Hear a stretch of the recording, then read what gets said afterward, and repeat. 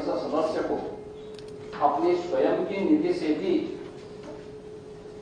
प्रतिवर्ष एक निश्चित राशि हर ऐसे पीड़ित व्यक्ति को जो इन योजनाओं से आच्छादित नहीं उनमें देने का अधिकार है। और मुख्यमंत्री विवेकाधीन कोष से पिछले 8 वर्ष के अंदर जितनी धनराशि दी गई है बिना भेदभाव के, न किसी की जाति देखी जाती है, न किसी का क्षेत्र, न किसी की भाषा, और न ही किसी के बारे में अगर वह जिलाधिकारी 3 दिन के अंदर अपनी रिपोर्ट भेजता है, वह राशि उस परिवार को तत्काल उपलब्ध करने की। और मैं चाहूंगा एक बार समाजवादी पार्टी की सरकार के समय जिसके बारे में बराबर ये चर्चाएं होती थी कि केवल समाजवादी पार्टी से जुड़े हुए लोगों को ही पैसा मिलता था, शेष लोगों को नहीं मिलता था। और आपके समय में क्या होता था, यानी हर कार्य को समाजवादी नाम दे, बस सेवा भी पैसा सरकारी, लेकिन उसका नाम है समाजवादी बस सेवा। पेंशन पैसा सरकार का, लेकिन समाजवादी पेंशन की स्कीम। ऐसे ही विवेकाधीन कोष का पैसा भी समाजवादी हो गया था, लेकिन अब समाजवादी नहीं है। ये संवेदनशील तरीके से बिना भेदभाव के हर उत्तर प्रदेश वासी का उस पर अधिकार है और उसको यह बिना भेदभाव के प्राप्त हो रहा है। बहुत सारे मान्य सदस्य लिखते होंगे और एक पॉलिसी के अंतर्गत उन्हें उपलब्ध कराया जा रहा है। हाँ, जहां से रिक्वेस्ट आती है कि पैसा और आवश्यकता पड़ रही है, उन्हें अतिरिक्त धनराशि भी उपलब्ध करवाई जाती है। ऐसा नहीं कहते, क्योंकि कोई भी मानव क्षति वह परिवार की क्षति होती है, लेकिन साथ साथ समाज की और प्रदेश की क्षति भी है। हम इस भाव के साथ काम कर रहे हैं। जहां तक आपने इस बात को कहा, मेडिकल कॉलेजेस के बारे में आपने कहा, आप याद करिए, आजादी के पहले से लेकर के 2017 तक उत्तर प्रदेश में केवल 17 मेडिकल कॉलेज गवर्नमेंट क्षेत्र में बन पाए और आज हर जिले में एक मेडिकल कॉलेज के निर्माण के कार्यक्रम को हम लोगों ने की सरकार को किया। आपने कहा कि साहब इसमें जो है प्रोफेसर नहीं है, मेडिकल कॉलेज बने हैं, बहुत सारी जगह हम लोगों ने वहां पे अच्छे चिकित्सा शिक्षक वहां पे तैनात किए हैं। बहुत सारी जगह जिलाधिकारियों को भी अधिकार दिए गए हैं कि अगर अच्छे चिकित्सक मिलते हैं, अच्छे डॉक्टर मिलते हैं, तो उनकी भी तैनाती जिलों में, डिस्ट्रिक्ट हॉस्पिटल में, पीएससी सीएससी में उनकी तैनाती करने की व्यवस्था की जाए। मेडिकल कॉलेज में अच्छी फैकल्टी हो, सुपर स्पेशलिटी के ब्लॉक बने, इस पर भी तेजी के साथ कार्य हो रहा है। इसके अलावा हर रविवार को हर पीएससी स्तर पर एक मुख्यमंत्री आरोग्य मेला भी लगता है, जिसमें केंद्र और राज्य सरकार की जितनी भी स्वास्थ्य संबंधी स्कीम है, इन स्कीम का लाभ प्रत्येक व्यक्ति को प्राप्त हो सके, यह कार्यक्रम भी युद्ध स्तर पर आगे बढ़ाने का काम चल रहा है। हर जिले में डायलिसिस की सुविधा, फ्री में सुविधा उपलब्ध करने की व्यवस्था की गई है। हर जिले में ब्लड बैंक हो, ब्लड प्लेटलेट्स की सुविधा वहां मिल सके, ब्लड एफेसिस की सुविधा वहां प्राप्त हो सके, ये सभी सुविधाएं उपलब्ध करवाई गई हैं। मेडिकल कॉलेजेस के साथ पैरामेडिकल और नर्सिंग की पढ़ाई भी हो सके, जिससे टेक्निकल स्टाफ भी उसके साथ मिल सके, ये सभी कार्यक्रम आगे बढ़ाए गए हैं। और एससीपीजीआई में जो आप आंकड़े दे रहे थे, मुझे लगता है कि वो तथ्यों से परे है। एससीपीजीआई में सभी पद लगभग भरे जा चुके हैं, जिनमें नहीं मिले होंगे विभाग ऑलरेडी चल रहे हैं, फैकल्टी है, एक आध पद उसमें खाली हो सकते हो, लेकिन हमारी सरकार ने तो वहां पे 8 नए विभाग का भी गठन किया है, और जिसमें जो सुविधा पहले प्रदेश में नहीं थी, देश में भी बहुत कम स्थानों पर थी, वह सुविधा एससीपीजीआई जैसे संस्थान में प्राप्त हो रही है। 1200 की क्षमता वाला हॉस्पिटल और 2200 बेड का हॉस्पिटल बनकर के काम कर रहा है। अच्छे संस्थान में, प्रदेश के अच्छे संस्थान में, बल्कि उत्तर भारत के एक अच्छे संस्थान के रूप में पीजीआई काम कर रहा है। मुझे नहीं लगता है कि आपके द्वारा उठाए गए मुद्दों पर कोई तथ्य भी है, और अगर होंगे तो विभाग उसको तत्परता के साथ आगे बढ़ाने का काम भी करेगा।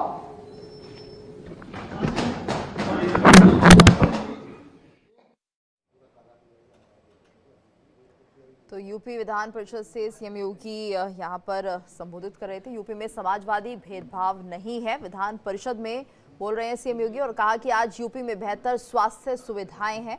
तो कई जानकारियां उन्होंने इस दौरान दी है कि आज यूपी में बेहतर स्वास्थ्य सेवाएं हैं और यूपी में नए मेडिकल कॉलेज भी बन रहे हैं। ये तस्वीर हम आपको सीधे दिखा रहे थे यूपी विधान परिषद से। हर जिले में मेडिकल की सुविधा बढ़ी है। तो यूपी विधान परिषद में सीएम योगी का ये संबोधन। आज उत्तर प्रदेश में बेहतर सुविधाएं हैं और स्वास्थ्य सुविधाएं भी बहुत ज़्यादा बेहतर हो चुकी हैं। इसके अलावा मेडिकल कॉलेजेस की जो तादाद है वो बढ़ी है, उनकी संख्या बढ़ी है। यूपी में नए मेडिकल कॉलेज बन भी रहे हैं। तो यूपी में समाजवादी भेदभाव नहीं है। तो ये सब बातें जो कि सीएम योगी अपने संबोधन में कह रहे थे। वहीं आज यूपी में बेहतर स्वास्थ्य सुविधाएं जो चल रही हैं वो कहीं ना कहीं सरकार की जो योजनाएं हैं उन पर अमल करते हुए आगे बढ़ रही हैं और ऐसे में और नए मेडिकल कॉलेजेस की संख्या जो है वो भी बढ़ती जा रही है। तो लगातार जो प्रगति है यहाँ पर वो होती जा रही है उत्तर प्रदेश में और मेडिकल की सुविधा को लेकर वो ज़्यादा बात कर रहे थे। तो ऐसे में हर जिले का उन्होंने जिक्र किया कि बेहतर स्वास्थ्य सुविधाएं जो है वो आगे भी ऐसे ही जाए। आपने महामहिम राज्यपाल जी के अभिभाषण पर जो चर्चा इस उच्च सदन में हुई है,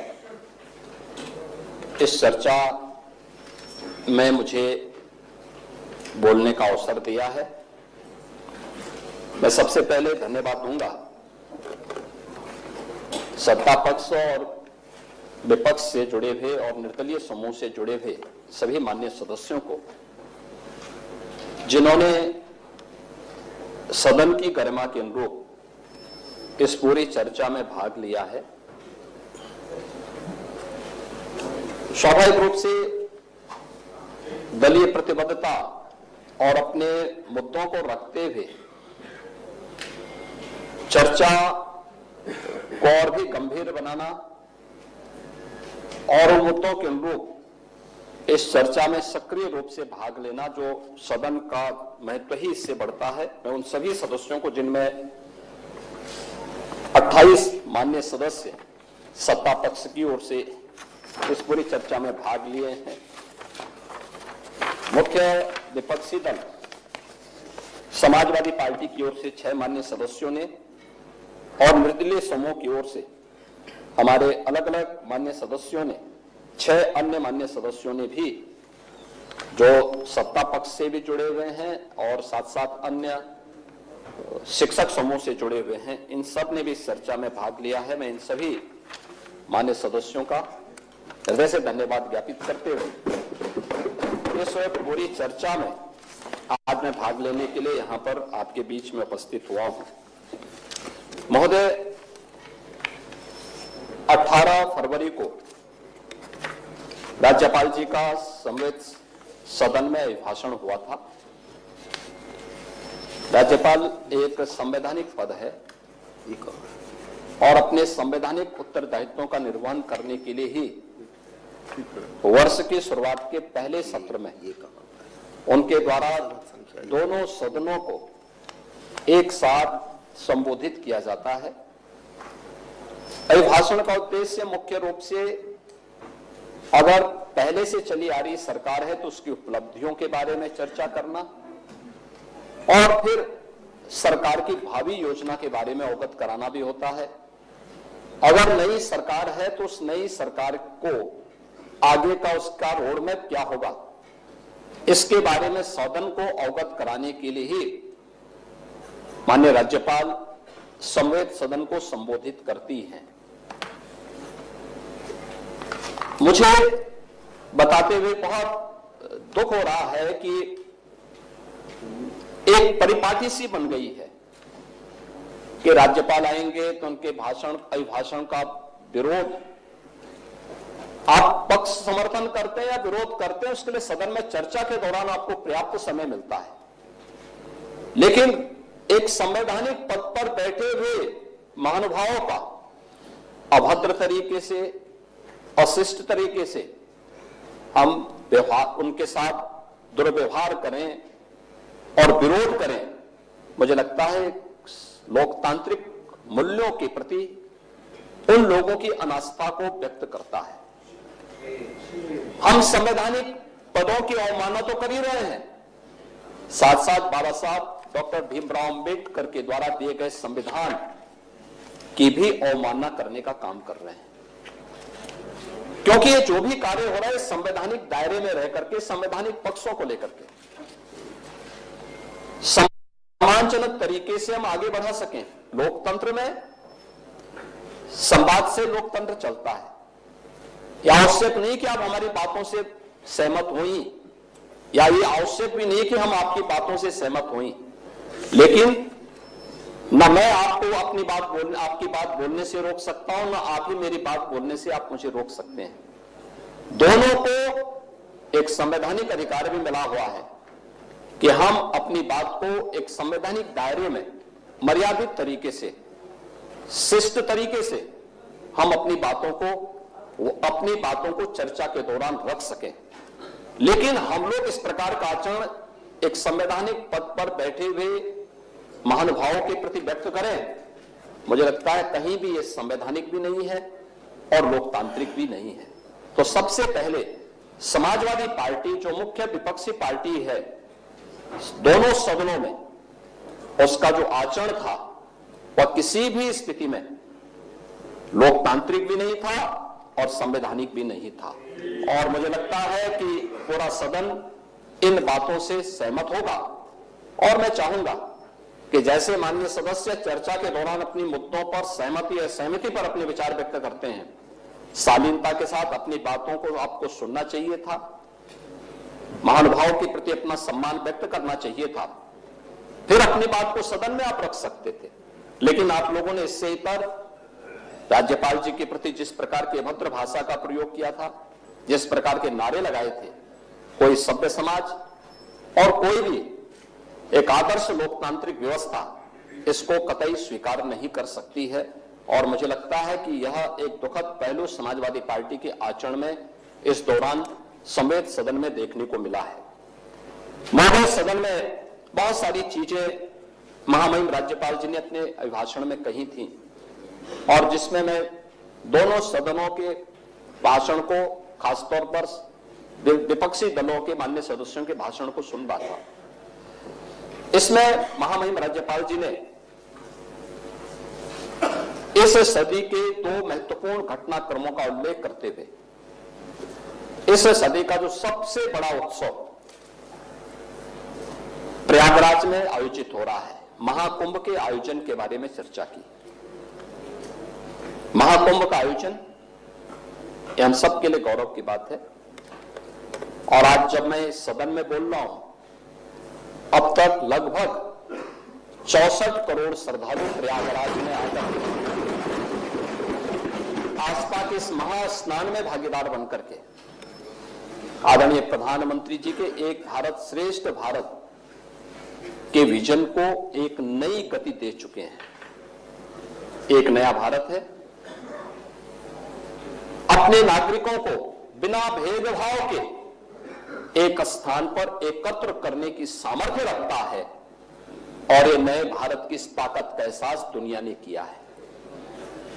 प्रयागराज का महाकुंभ अब तक के सारे अनुमानों को, सारे रिकॉर्डों को तोड़ते हुए अब तक के दुनिया के सबसे बड़े आयोजनों में शामिल हुआ है। जब दुनिया उत्तर प्रदेश पर गौरव की अनुभूति कर रही है, प्रयागराज पर गौरव की अनुभूति कर रही है, तब विपक्ष के हमारे सभी मान्य सदस्य इस पर गौरव की अनुभूति करने की बजाय छींटाकशी कर रहे हैं।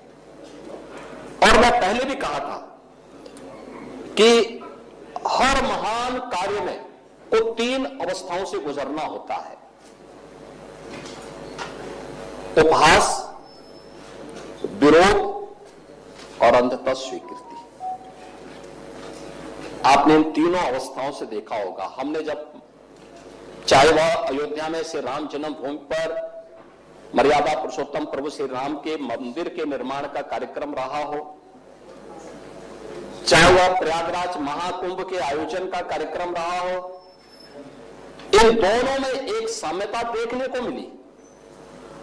विरोधी दलों ने प्रारंभ में हमारा उपहास किया, कहते थे क्या राम मंदिर बना देंगे। हम लोग हंसते थे, हम लोग तो यही कहते थे यार ये संघर्ष तो इसी काम के लिए है। लोग कहते क्या सफल हो जाओगे? हम कहते जरूर सफल होंगे। हमारा विश्वास है, अपने आप पे विश्वास है, ईश्वर की कृपा पे विश्वास है, अपने नेतृत्व पे विश्वास है, अवश्य हम सफल होंगे। लेकिन इन लोग तब भी हमारा उपहास करते थे। फिर जब आंदोलन थोड़ा आगे बढ़ा तो इन्होंने कहना शुरू किया कि क्या मंदिर बन जाएगा। उसमें रोड़े अटकाने प्रारंभ किए, विरोध करना प्रारंभ किया, तमाम प्रकार की अनर्गल टिप्पणियां प्रारंभ की। और जब वह भी आगे बढ़ा, तमाम दलीलों के बाद अंततः कहने लग गए कि राम तो सबके हैं। तो हमने कहा, तब भी हम बोल रहे थे कि राम तो सबके हैं, जब हम लोग आपको भी कहते थे कि इस आंदोलन में विरोध मत करो, उपहास मत उड़ाओ, और राम सबके हैं। ये तो सबके बात सबने सोच ही लिया, सबने जान ही लिया है कि राम तो सबके हैं, हर व्यक्ति को पावलापन दिखाई दे रहा है। ऐसे ही कुंभ के लिए भी महाकुंभ की तैयारी के साथ जब हमारी टीम वहां पर गई थी और हम लोग इसकी तैयारी कर रहे थे, ये मेरा सौभाग्य है कि 2019 के कुंभ में भी उत्तर प्रदेश का पूरा कैबिनेट वहां गया था और इस बार पूरा मंत्रिमंडल वहां गया था। प्रयागराज में उन्होंने विकास की योजनाओं पे आत्ममंथन किया और इसे वैश्विक स्तर के एक बड़े आयोजन के रूप में स्थापित करने के उस कार्यक्रमों में भी विस्तार से चर्चा की। लेकिन विपक्ष शुरू से इसको उपहास उड़ाता रहा है। क्या 40 करोड़ लोग आ जाएंगे? क्या ये आयोजन ऐसे हो पाएगा? क्या ये आयोजन को आप कर पाएंगे? हम लोग तब भी कहते थे आयोजन होगा, क्या आप चिंता कर रहे हैं? हमारे विपक्षी दलों में एक चीज जरूर देखने को मिलती है कि वे पहले किसी चीज को उपहास उड़ाते हैं, विरोध करते हैं, चर्चा से भागने का प्रयास करते हैं और अंततः उसको स्वीकृति भी देने के लिए तत्पर होते हैं। समाजवादी पार्टी के राष्ट्रीय अध्यक्ष भी स्नान करके आ गए, यह उनकी स्वीकृति का ही प्रमाण है। कल विधानसभा में नेता विरोधी दल वे तो अंत तक कह ही पड़े कि भाई मैं समाजवादी, बाद में पहले सनातनी हूं, तो यह भी उनकी स्वीकृति को ही प्रमाणित करता है। तो मैंने कहा ये तीनों स्थितियों के बारे में वहां पर हम सबको देखने को मिला और इसीलिए मुझे बहुत अच्छी चीज याद आई। कुंभ के बारे में बहुत सारे लोगों ने जो टिप्पणी की, उन सब की टिप्पणियां अपनी जगह हैं और सबने अपनी बात को अपने तरीके से कहा। जिसकी जो दृष्टि थी उसको वहां की सृष्टि वैसे ही नजर आई और इन दोनों आयोजनों ने उत्तर प्रदेश की सामर्थ्य को दुनिया के सामने प्रस्तुत किया है। देखिए कितने श्रद्धालु और पर्यटक आए हैं, इसका प्रमाण आप देख सकते हैं कि 52 दिनों में अयोध्या धाम में पहुंचे हैं 2 करोड़ से अधिक श्रद्धालु। 2024 में 16 करोड़ श्रद्धालु आए थे अयोध्या धाम में। काशी में पहुंचे थे लगभग 14 करोड़ श्रद्धालु और लगातार प्रयागराज के साथ साथ काशी भी और अयोध्या भी श्रद्धालु जनों से और पर्यटकों से भरी पड़ी है।